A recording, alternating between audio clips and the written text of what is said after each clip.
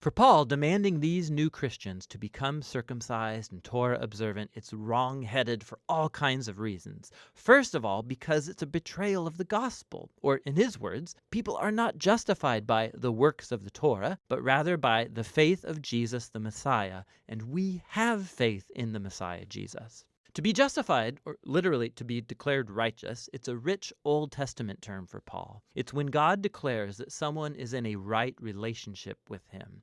They're forgiven, they're given a place in God's family, and they are being transformed by God's grace. And it's Paul's conviction that no one can be justified by observing the commands of the Torah, but only by the faith of Jesus. This is a dense phrase, and it could refer to Jesus' own faithfulness in living and dying on our behalf, or it could refer to our own trust and devotion to Jesus. Either way, the point is clear.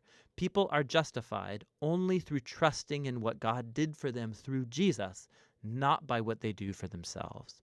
At the heart of Paul's gospel is this claim that when people trust in the Messiah Jesus, what's true of him becomes true of them. His life, death, and resurrection become theirs.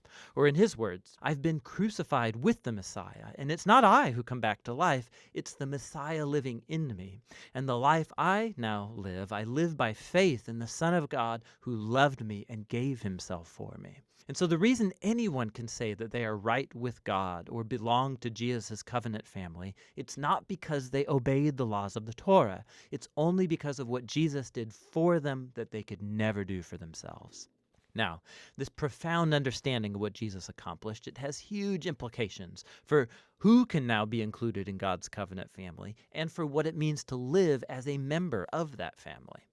So Paul first turns to the stories about Abraham in Genesis, how he was justified or declared righteous before God by simply having faith, by trusting in God's promise that one day all nations would find God's blessing through him and his offspring.